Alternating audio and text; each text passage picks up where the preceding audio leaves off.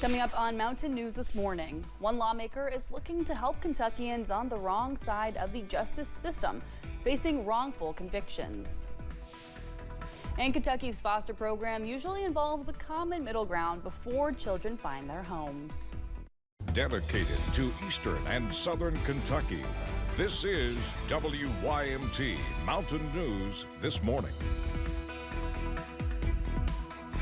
Good morning and happy Friday. It is January 31st, the last day of the month, and the time is 5:30. We are slowly trucking along to that 6 o'clock hour. We're also at that time to check in with our friend, meteorologist Eric Dean, for a look at the forecast this morning. And Eric, when I was driving, I noticed something I hadn't seen in a while. Our friend the fog was back. That's right. We are seeing temperatures and dew points very close together, so patchy fog is not out of the question as you head out the door. Some places, though, still seeing some heavy rain. Here's the latest with live pinpoint Doppler radar, showing some rain, even heavy rain from Moorhead down to Norton. Otherwise, rainy conditions across the majority of the WYMT viewing area. There's a flood watch in effect for Lawrence County, Wayne County, West Virginia, Mingo, Logan, and Buchanan County until 8 o'clock tonight. Some places have already seen as much as 2 inches of rain, especially across portions of Jackson County. The majority of us have already picked up a good inch and a half. Had 7/10 of an inch of rain yesterday. That puts us at 3.4 inches for the month and for the year. Still a little bit below normal, but I think we're going to finish the month well above normal after all is said and done. Temperatures right now in the 40s and 50s, mid-50s towards Whitesburg, 45 in Boonville, 54 in Somerset. Coming up in the first alert forecast, I'll tell you when the rain chances will let up. Plus, we'll talk about the weekend. That's coming up in a few minutes. Amelia. All right, Eric, thank you. The City of Martin's volunteer fire department is no longer responding to calls, and 17 of its 18 members resigned yesterday. Former Assistant Chief Brandon Salisbury says the department endured years of issues with finances, unable to get money from the city to pay for the things they needed, including fuel for fire trucks. So the department coordinated a stand down and requested mutual aid to make sure its community would still be taken care of, saying the decision to leave the department did not come lightly. Our passion is firefighting. Our passion is helping the community. And this is more than a department. It's a family to us. The resignations came after the department tried to use its own account to appropriate funds recently received from the county. The mayor asked that those funds be given to the city, but the department is sending them back to the county. Water woes continue in parts of Perry County. Hazard officials say they were still trying to maintain water levels in all tanks. There are still problem areas, including Buckhorn. There will be no school again today at Buckhorn, and they have not had in-person classes since before Christmas break. First due to weather, now due to no water. Kentucky State Police are investigating a deadly house fire in Pike County. Wednesday night, investigators were called to Caney Drive in Pikeville. One person was found dead inside the home. The body was sent to Frankfort for an autopsy. The cause of both the fire and death are being investigated. Troopers say foul play is not suspected. The name of the person who died has not yet been released. A Pike County woman is behind bars after reports say a child in her care showed signs of torture. In a complaint warrant, it says KSP was informed about a child who had bruises on his chin. When the child returned to school following Christmas break, he had chipped front teeth and a busted nose. Troopers searched the home where the child was staying. Mary Hall was later charged with child abuse, kidnapping, and assault.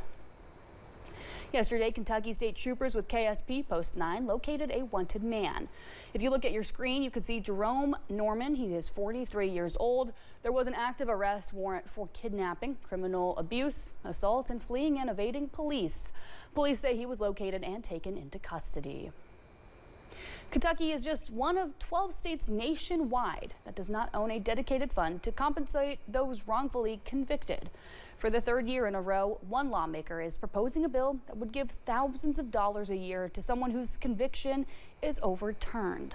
Kelsey Soto is looking into this program and talking with those who have spent their lives fighting these battles. Most of the wrongful convictions occur in homicide and sexual assault cases where the emotions of people run very high. Those are situations where people cut corners and They jump to conclusions because of the emotional pull of the tragedy. Ed Monahan is an adjunct professor at the University of Kentucky's Rosenberg College of Law. He spent nearly 4 decades as a public defender, a job he never took for granted. We need people who care about people, who want to have a society that is just. It's very satisfying. An estimated 4% of cases nationwide result in wrongful convictions, some factually, others due to procedural errors that violate a person's rights. The Kentucky Innocence Project has documented 22 cases in the Commonwealth since 1989. Usually it happens because there's some sort of a perfect storm. There's a couple of different factors that are less than perfect or have errors or flaws. Sometimes people are biased, sometimes law enforcement doesn't do the job they're supposed to do. Sometimes prosecutors aren't vetting the cases as carefully as they should be. Representative Jason Nemes was the primary sponsor of last year's controversial Safer Kentucky Act. The attorney who represents parts of Jefferson, Oldham, and Shelby County has once again introduced legislation to right the state's wrongs by compensating those who are wrongfully convicted. We're a country where we all feel pretty strongly that if there's a wrong done, especially a wrong done by government, that wrong should be righted. The Innocence Project works with all 3 law schools across the state. Suzanne Hopp, director of KIPP, says overturning a conviction is much more difficult. Guilt is based on proving something beyond a reasonable doubt. We go back to court on new evidence, and we have to meet the standard of reasonable certainty, which is much higher. She tells me the playing field is rarely even. The public defender system is severely underfunded, and attorneys are bogged down with massive caseloads, which can lead to human error. The sad truth is every time we get more resources, the prosecutor's office and the police and law enforcement, they get that much more. It's like we never seem to get on this parity where we can do the type of representation for our clients that we would like. And while this proposed bill can never return lost time, it could help people begin to rebuild their lives. For WKYT Investigates, I'm Kelsey Soto. Nonprofit groups throughout Kentucky are worried that their funding is going to end.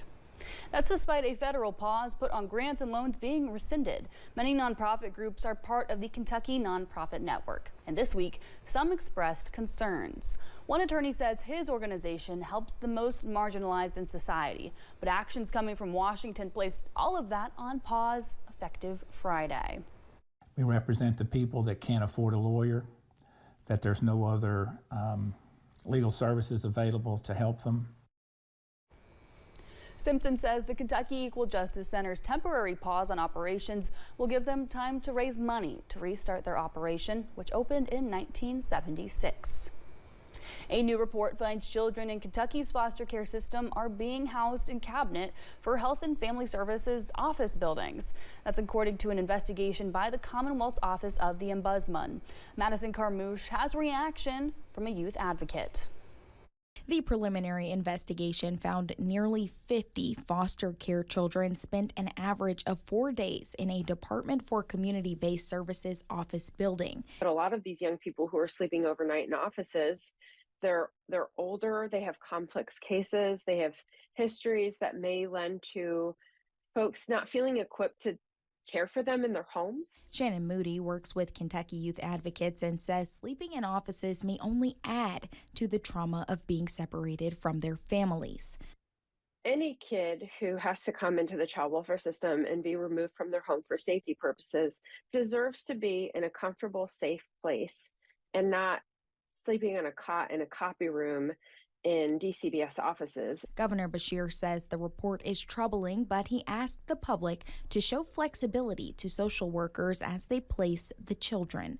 Maybe not a challenge, but a need to be careful because we want to protect both that foster child and any other family we place them around and any other children and foster children that may be in that home. Moody says she hopes the report opens the eyes of Kentuckians to the challenges foster care kids are facing. In Lexington, Madison Carmouche, WKYT.